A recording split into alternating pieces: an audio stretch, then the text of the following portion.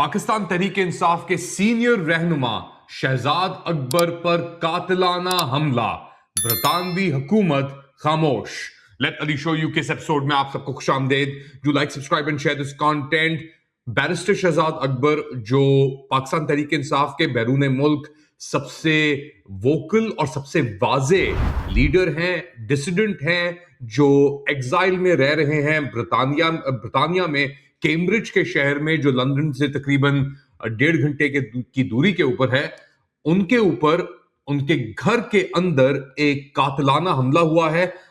ये Christmas ewe यानी Christmas से एक दिन कबल ये हमला हुआ। छुट्टी का दिन होता है, ट्रांसपोर्टेशन इतनी नहीं चल रही होती पूरे ब्रितानिया में। कैम्ब्रिज के अंदर तो और भी कम मूवमेंट होती है, मगर उनके घर के ऊपर बेसिकली एक शख्स आता है। कहा जाता है कि ये एक कॉकेशियन था, पाकिस्तान से या साउथ एशिया से इसका ताल्लुक नहीं था। ओवरऑल इसने पहने हुए थे कंस्ट्रक्शन इक्विपमेंट जो बेसिकली ऑपरेट करते हैं, उनके कपड़े पहने हुए थे, अपने आप को बिल्कुल ही कवर किया हुआ था। नॉक किया है, घर के अंदर शहजाद अकबर मौजूद थे, इनकी छोटी बेटियां मौजूद थी और अहलिया मौजूद थी। इन्होंने दरवाजा खोला है तो उसी वक्त उन्होंने इनको मुक्के और तकरीबन 20 मुक्के मारे हैं कोई 1 मिनट के अंदर, और ये कोलैप्स हुए हैं अपेरेंटली। इनकी बेटियों ने चीखें मारी हैं। बेगम आई तो वो बंदा निकला है बाहर थोड़ा देखने के लिए, फिर दोबारा आया और उसको दोबारा उसने कूटा है और फिर वो वहां से भाग के निकल गया है। बहुत ही एक ऐसा इंसिडेंट एक ऐसी जगह में जो बज़ाहिर तौर के ऊपर तो सेफ समझा जाता है, मगर इस वक्त ब्रितानिया के अंदर जो हालात चल रहे हैं, क्योंकि ब्रितानवी हुकूमत ने जो पाकिस्तान के अंदर ये फस्तायत की लहर है, जो जबर है पिछले कई साल से, उसके अंदर ब्रितानवी हाई कमिश्नर ने एक आवाज तक नहीं निकाली। इनफैक्ट जो कॉमनवेल्थ की रिपोर्ट थी पाकिस्तान के इलेक्शंस के ऊपर, वो भी दबाई गई। वो ड्रॉप साइट न्यूज ने लीक की वो रिपोर्ट, तो उसके बाद कई महीने बाद जाके वो रिपोर्ट को फिर कॉमनवेल्थ ने खुद ही खामोशी से रिलीज कर दिया, इलेक्शंस चोरी होने के कोई 18 माह या 1.5 साल बाद। अब शहजाद अकबर ब्रितानिया में पिछले कई साल से मौजूद हैं, जब से उन्होंने पाकिस्तान से नकल मकानी की और बेसिकली वो पहुंचे पहले दुबई और उसके बाद ब्रितानिया, और ब्रितानिया में जाके इन्होंने असाइलम लिया। शहजाद अकबर पढ़े भी ब्रितानिया से थे, इन्होंने अपनी लॉ डिग्री भी ब्रितानिया से ही ली थी। फिर ये वापस पाकिस्तान गए और पाकिस्तान वापस जाके इन्होंने, ये मैं बात कर रहा हूँ बहुत सालों पहले की, तकरीबन 20 ऑड ईयर्स पहले की बात, वहां पे इन्होंने हुकूमती इदारों के साथ भी काम किया, डिफरेंट ऑर्गेनाइजेशंस के साथ जो हुकूमत से मुंसलिक थी काम किया।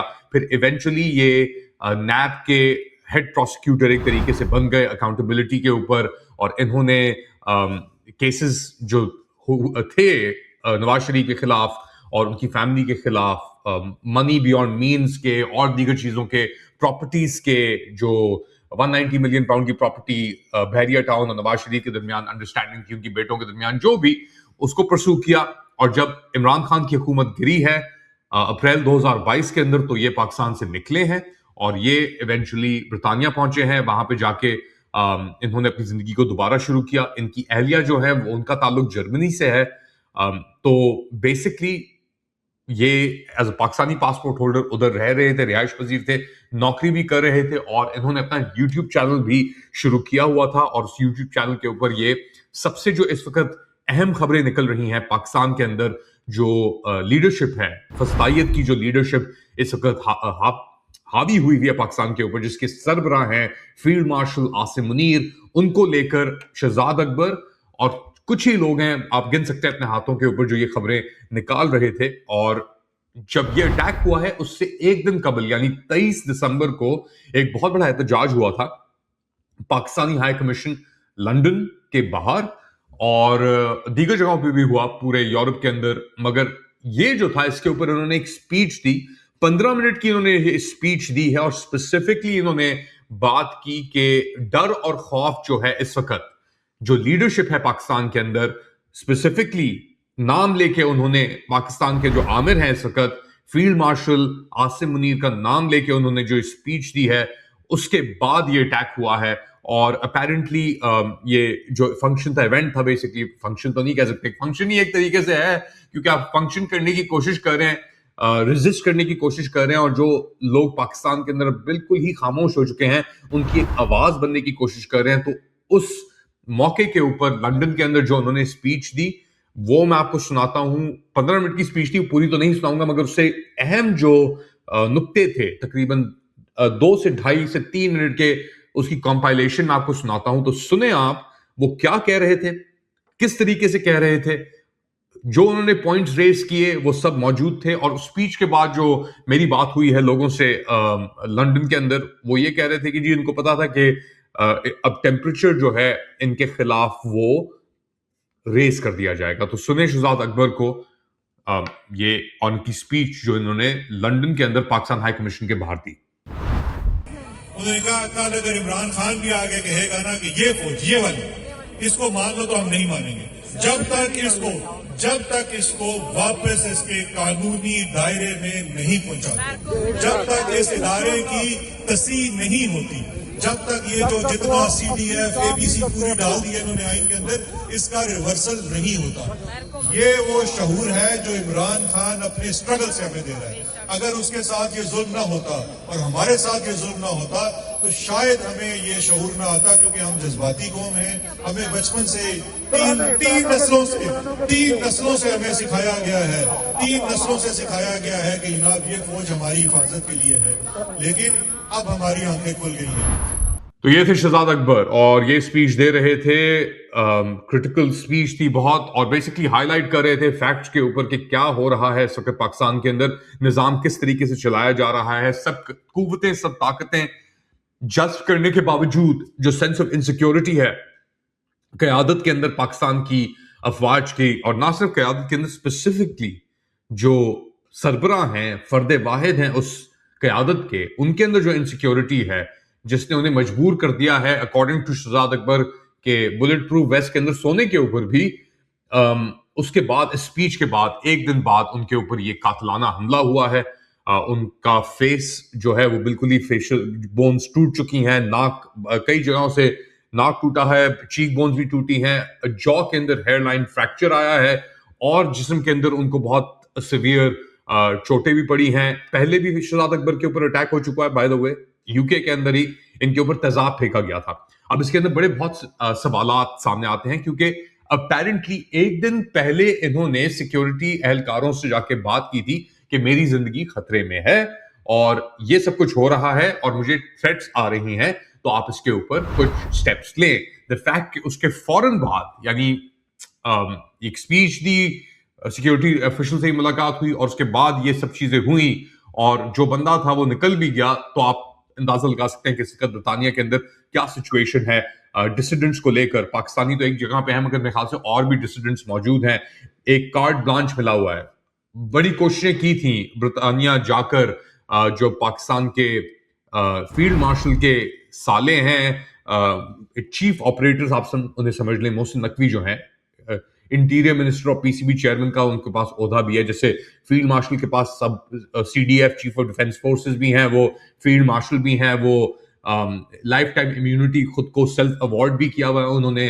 तो इसके बावजूद वो गए मोहसिन नकवी, उन्होंने कहा कि हम एक्स्ट्राडाइट करेंगे। और ये भी खबर आई थी, आपको याद होगा, उनकी मुलाकात हुई थी जेन मैरियट, हाई कमिश्नर जो है ब्रिटानिया की पाकिस्तान के अंदर, और वहां पे उन्होंने कहा था कि जी आप हमें शहजाद अकबर और आदिल राजा वहां से उनको निकालें, हमें दें, और हम जो आपके रॉचडेल ग्रूमिंग गैंग है जिसकी आपने सिटीजनशिप्स ले ली हैं वो हम ले लेंगे आपसे, जो अक्यूज सेंटेंस हुए हुए हैं, जो बेसिकली मुजरिम जो हैं उनको हम ले लेंगे, आपके सर से बोझ उठा लेंगे, आप जो आपने हमारा बोझ उठाया हुआ है वो हमें वापस दे दें।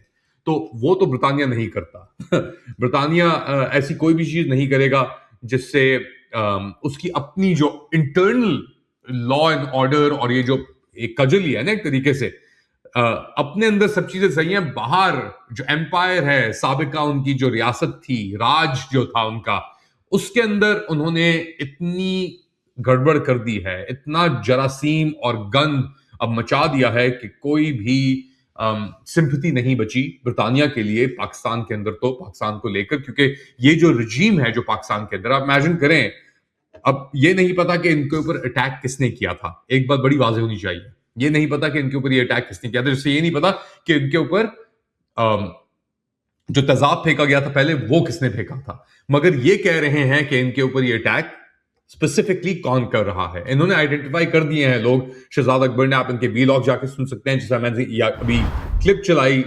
पाकिस्तान हाई कमीशन लंदन के बाहर की, उसके अंदर भी आप जाके देख सकते हैं कि ये बहुत स्पेसिफिक हैं।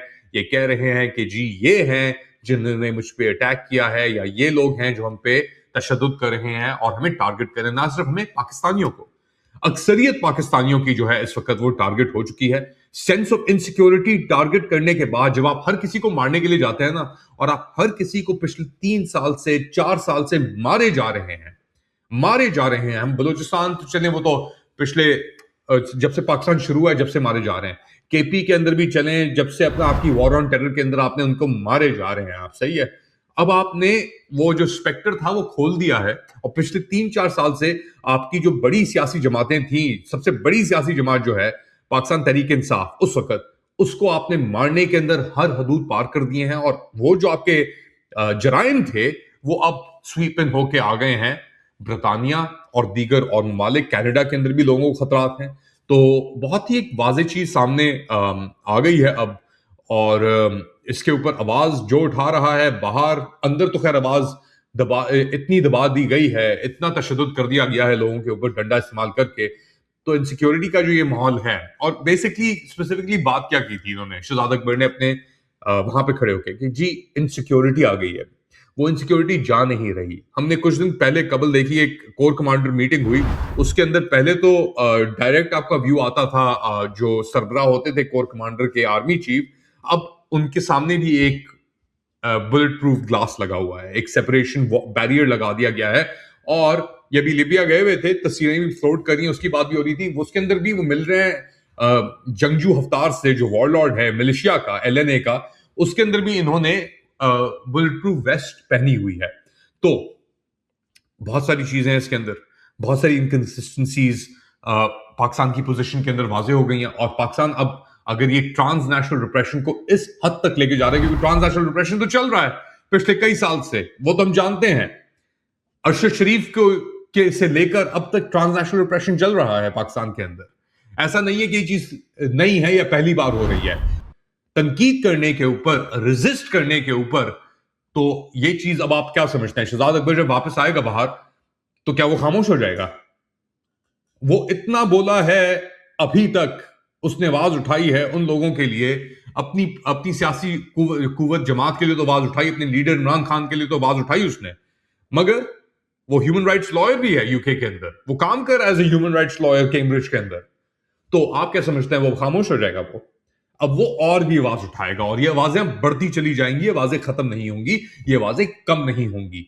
तो जिसने भी ये, जिसके भी माइंडसेट के अंदर ये है ना कि मार मार मार मार, मारना आप एक हद तक मार सकते हैं, मगर एक वक्त आता है जब आपके अंदर वो जो मारने की कुव्वत है ना, जब आप सिर्फ पंचेस ही थ्रो कर रहे हैं ना, आप किसी बॉक्सिंग मैच के अंदर आप चले जाएं, अगर आप सिर्फ पंचेस ही थ्रो कर रहे हैं और आपके अंदर कोई डिफेंस नहीं है, तो फिर आप जाया हो जाएंगे। आपको एक बैलेंस रखना होता है हर चीज के अंदर। अब वो बैलेंस पाकिस्तान के अंदर नहीं रहा, इसलिए वहां पे इनसिक्योरिटी है। और वो बैलेंस इसलिए नहीं रहा क्योंकि एक बहुत ही सिवियरली अनहिंज्ड और इम्बैलेंस्ड कयादत और उसकी लीडरशिप इस वक्त पाकिस्तान के अंदर मौजूद है। जहनी तवाजुन जो है ना, वो बिल्कुल ही पलट चुका है। और जब जहनी तवाजुन पलटता है तो हाँ, आपके पास बंदूक भी होगी, सब चीजें होंगी, मगर बंदूक के अंदर गोलियां भी एक हद तक लास्ट करती हैं। जो मुक्के मारने होते हैं ना, वो भी एक हद तक लास्ट कर सकते हैं जब तक आप थक नहीं जाते। और इस वक्त पाकिस्तान बिल्कुल थक चुका है। पाकिस्तान की कैफियत यह है कि आपने कौड़ियों के दाम पे अपने नेशनल एयरलाइन को ऑफलोड किया, क्योंकि आप कर्जे जो है उनको संभाल नहीं सक रहे। पाकिस्तान की यह कैफियत है कि पाकिस्तान के अंदर कोई इन्वेस्ट नहीं करना चाह रहा। जो आपके मुत्तहदा अरब अमरात जैसे या सऊदी अरब जैसे जिन ममालिक के ऊपर आप काउंट कर रहे थे, $100 अरब आएंगे मेरे पास, मैं अपनी जो ये हेरोइन की एडिक्शन है इसे पूरा करता रहूंगा, नशे अपने पूरे करते रहूंगा, वो नशे आपके पूरे नहीं होते और आप इनसिक्योरिटी मुबतला हो जाते हैं। क्योंकि जब आपकी वो फीड जो है ना वो कम होना शुरू होती है ना, पैसा फीड आपकी, एक मुल्क पैसे पे चलता है। अगर एक मुल्क एक जिस्म है, उसमें खुराक नहीं जा रही होगी उस तरीके से, और वो उसकी डिमांड वहां खड़ी होंगी, बढ़ रही होंगी बल्कि डिमांड्स, तो फिर तो यही होगा। फिर तो आवाजें निकलेंगी, चीखें निकलेंगी अंदर से, और जब चीखें निकलेंगी तो आपका सर क्या करेगा? ये मैं बड़ी एक अहम किताब पढ़ रहा हूँ आजकल, ये केओस के नाम से है। ये चार्ल्स मैनसन ने, जो 1969 के दिन उनके फॉलोअर्स ने ये कत्ल किए थे लॉस एंजलिस के अंदर।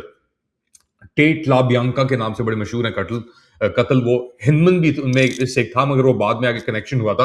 तो उसके अंदर वो एक्सपेरिमेंटेशन कर रहे थे एलएसडी और स्पीड और डिफरेंट मेथाम्फेटामीन्स के साथ, और वो देख रहे थे कि किस तरीके से इंसान रिएक्ट करता है एक ग्रुप सेटिंग के अंदर, और किस तरह अगर आप लोगों को मजबूर करें ड्रग्स के ऊपर, इन सब चीजों के ऊपर, तो वो मजबूर हो जाते हैं तशद्दुद करने के ऊपर, एक दूसरे के ऊपर तशद्दुद करते हैं।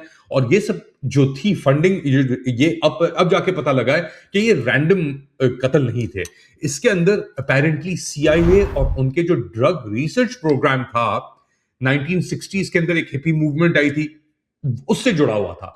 तो यही चीज इंसान की फितरत, ब्रेन तो आपका वही है ना, फंक्शंस तो वही हैं, चाहे 1960s के अंदर हो या अब हो। चार्ल्स मैनसन को एलएसडी और स्पीड और मेथाम्फेटामीन्स क्लिनिक्स प्रोवाइड कर रहे थे, जिनकी बैकिंग और फंडिंग आ रही थी सीआईए से।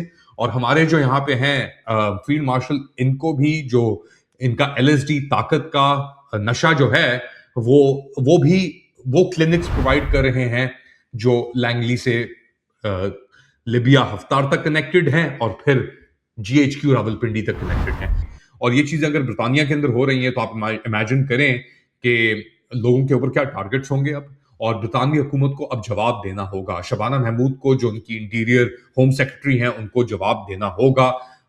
जो मेट्रोपॉलिटन पुलिस है, हाँ सही, कैम्ब्रिज के अंदर तो उनका, मगर स्कॉटलैंड यार्ड है, बहुत सारे दीगर इदारे हैं सिक्योरिटी के।